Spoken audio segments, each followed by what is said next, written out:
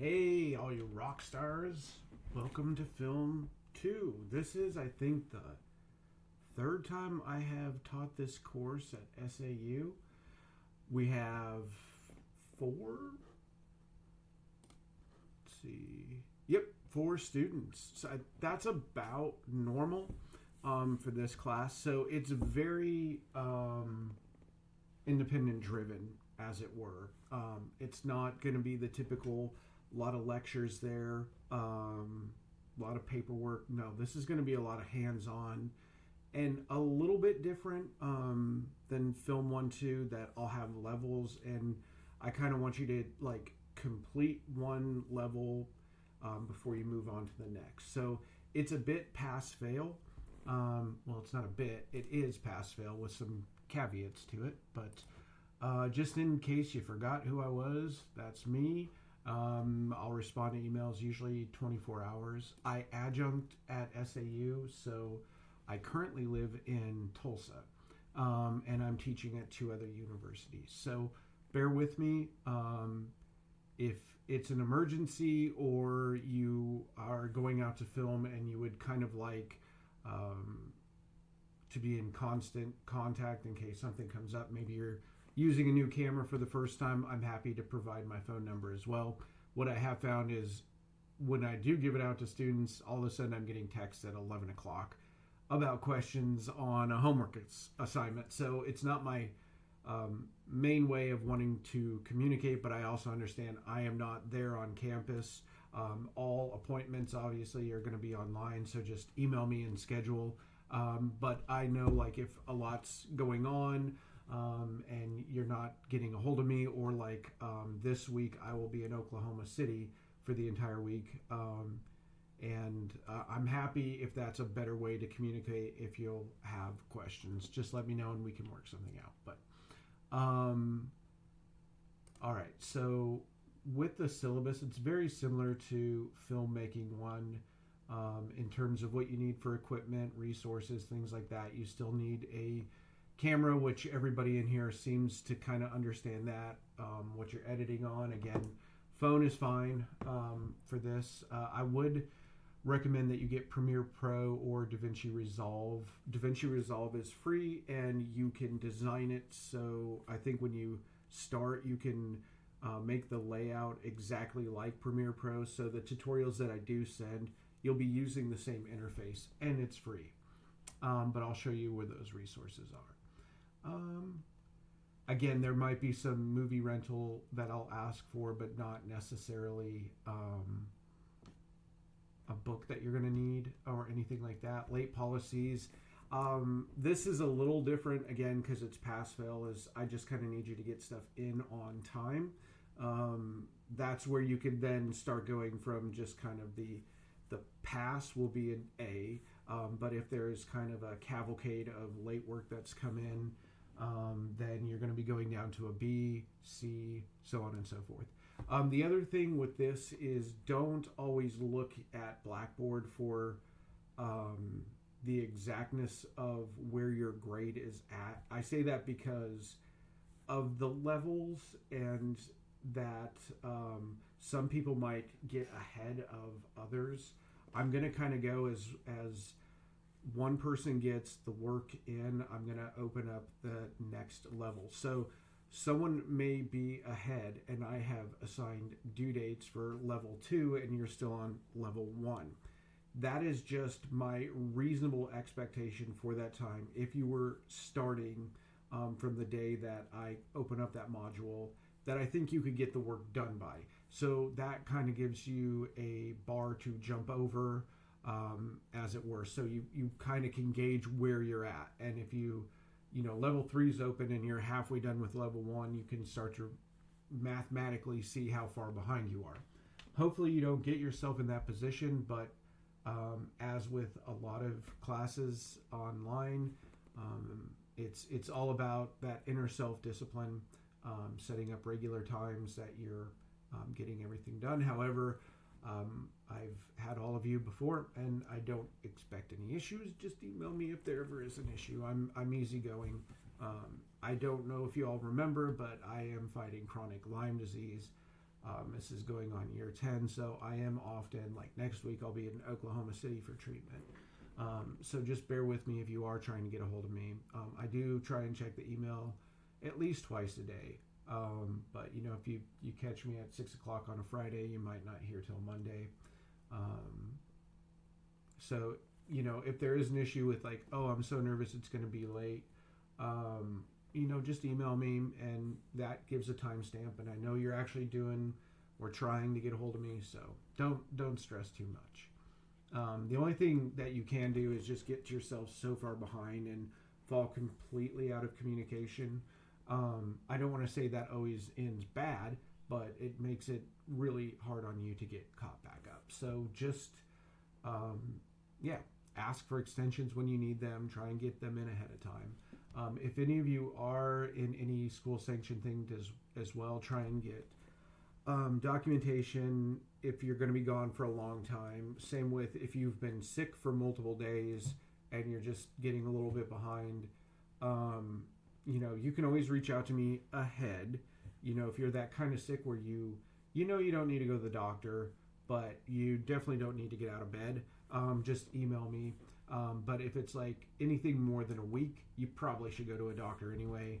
And they have templates that will just say, please excuse the student and dates. Like, I don't need to know what's going on. Same if, something personal comes up that's like going to keep you from doing your work. I have seen it all, folks. I have seen it all as a professor, so I understand. So what I've accepted as documentation is sometimes an email from a parent, or if you have a job that I've had students where employers really need them there a lot more. Just something, you don't need to go in detail, but something you would provide, say, to an employer, in a sense, because I like to think of this like you got hired to a production company, and this is the work you're being, requested to do versus you're paying a lot of money to be in a class. I think this just kind of gives you a little bit more of a goal-oriented experience. So anyway, look over again the syllabus, check out the standards that I have. A lot of this is just things like keep your font and margins nice, neat, and consistent. If I see more than one font family, I start to think copy and paste, which then can lead me down to the next thing, which is AI, and say, hey, was this made by AI or was this plagiarized in any way? And yeah, AI is pretty smart. It's going to tell me. Don't use Grammarly. Even if you're like, well, I don't know grammar. You're in college. It's a great time to learn. It's not that hard. And I'm not a editor for the New York Times, so a misplaced comma, is not going to keep me up at night, nor should it you. I look for effort, and then this is not me saying don't worry about commas or punctuation. It's just don't let that be the reason that encourages you to use Grammarly to correct your work, because it will trigger the thing that says, hey, this was done by AI, and then it becomes a not fun situation. So I catch students all the time, and technology is just getting smarter, so don't do it. I hate when students do it, and then it says, I didn't do it. Well, yeah, you did it. I didn't do it. Well, 10 people have run it on different things, and it's showing it. So don't even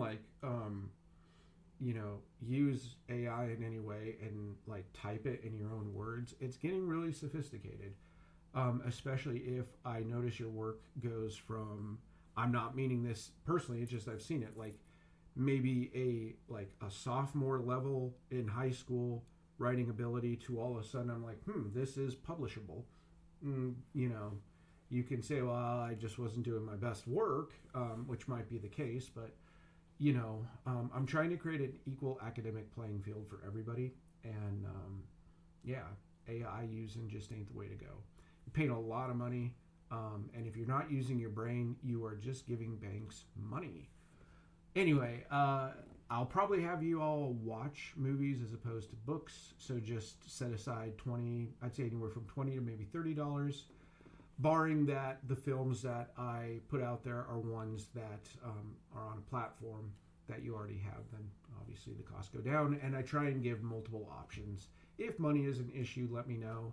I'm certain SAU's got a library that has a catalog of stuff. You would probably just have to find a DVD player.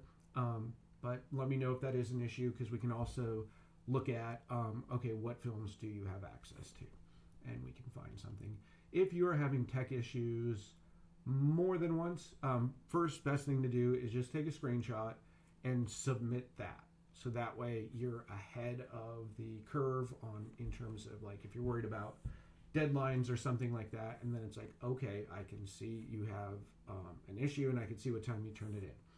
But if you start having multiple issues, you're going to need to go to IT and get some kind of report that says, yeah, their account's all sorts of crazy, and that's why this is going on. So, again, not expecting a lot of this. So, 90 to 100, all the kind of boilerplate stuff as far as grades. And again, I'm working off the notion that you're all going to get A's if you fully complete the work to a satisfactory level. That includes on time and in good order.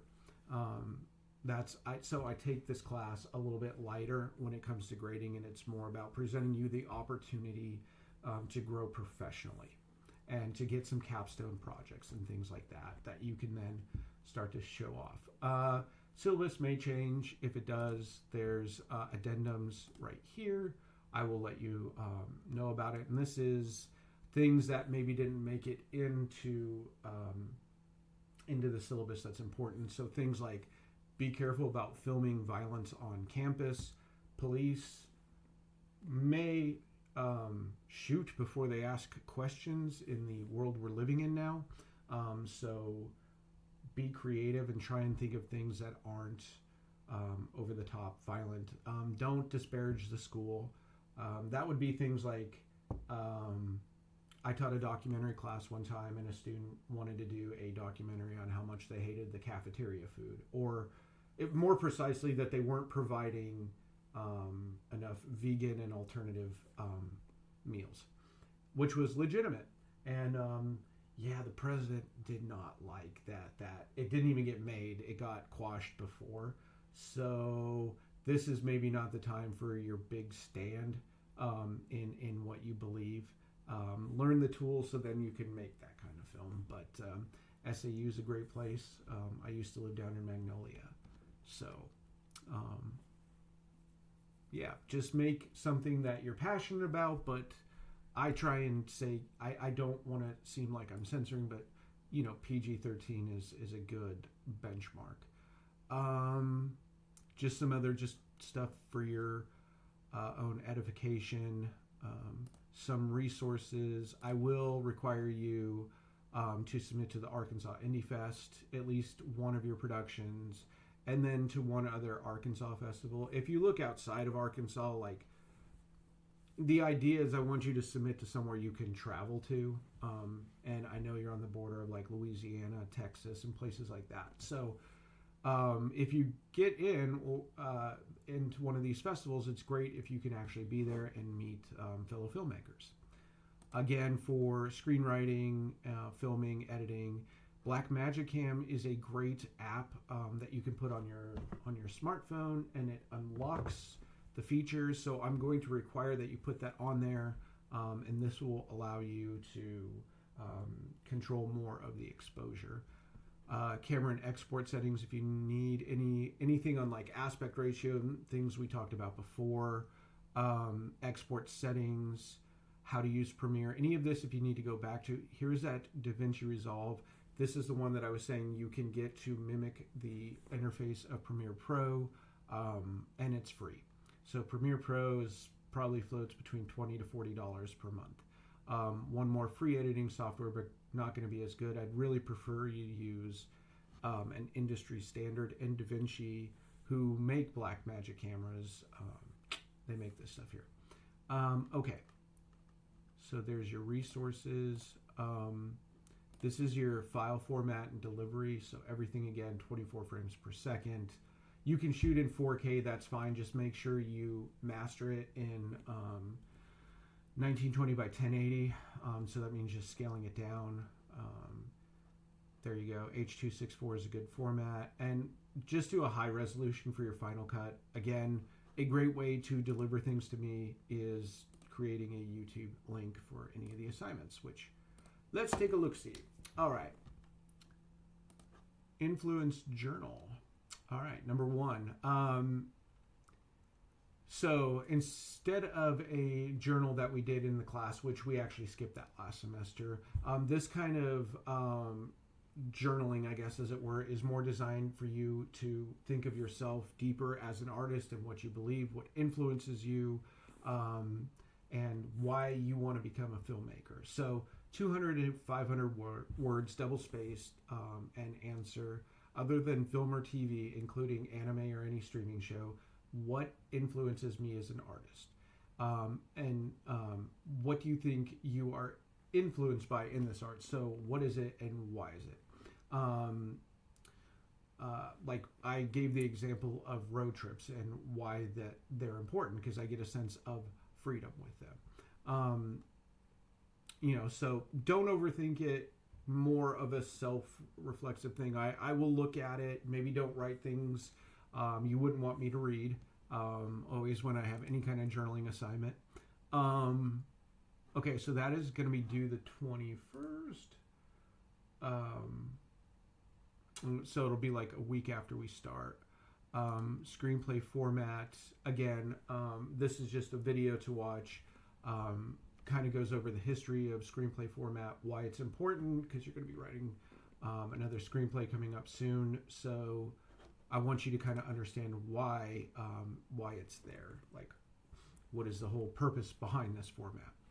And your first film is going to be making a biopic. I really want you to think outside of just cinematic filmmaking, only because the most filmmakers that I know and that I have run into that are not already well established industry directors, producers, like, name people, let's say, filming things like commercial or industrial videos or things like that is something that a lot of filmmakers do. So I want you to start thinking in terms of video work outside of film. So this semester you're going to have a biopic, a commercial, and then your final film, which could also include a documentary. So I want you to just tell the story of you in a film. 1 minute to 120. If you need a little bit more, that's fine, but don't go under a minute. Must contain at least 15 shots. You can use footage of yourself, like maybe if you're part of some sport team and there's footage of you playing, that's okay to use, but you can't make that the entirety. I still want you actually filming, and you can take it multiple different ways. You can have as much fun as you would like, and I think this is a good example of one of my students who probably put, I don't want to say the most, but certainly put a lot into it. This is George. He is 21 years old, weighs 140 pounds, measures 5 feet 5 inches on a good day, and has never seen snow. This is George's family. He has 8 siblings. This is George's girlfriend. She is the love of his life, his everything. Yeah, I'm gonna dump him soon. Okay. So you can watch the rest if you'd like, but you get the idea that he's incorporated not just the facts, but you get an idea of who he is as a person just through the humor, the edit, and you're free to take this in whatever direction you really want to go. Now, obviously, he put in some plugins and got pretty advanced on what he wanted to do. I am not expecting that. I am expecting you to show me who you are, and creating something that you one day, when you post this wherever on YouTube or anything like that, that tells a future employer what they need to know about you in order for you to work with them. I think that's an important thing to create, and for you to be memorable to them. So as they are hiring or looking for people on their set or whatever the case may be, they'll remember the person that made that video that really captured their attention, whether that was from humor or just talent or creativity, whatever it is. People will remember that. So this student I had quite a while ago. It was like COVID. So what was that, 6 years ago? And that always has stuck with me. I've kept up with him on social media, but regardless. So this will be due on the 28th. So you have a little bit more time. And I want you to get back in there, get editing, refamiliarize yourself with everything, and just enjoy the process of filmmaking. I mean, some film professors, well, I guess I could just say I have found that students learn the most by getting really hands-on and getting creative and falling in love with the process. And that's what I'm hoping is you get a good sense of, is this something I want to do as a career? And what can I start doing in the meantime to market myself professionally? And that's what we're going to do. So you'll come out of this class with who you are, an example of a commercial that you shot, and an example of a film that you shot. So that should make you appealing to a potential company or someone you produce for, showing that you're diverse in how you film. All right. Well, I look forward to the semester, and I hope you're all doing well. Email me if there's anything I can help you with.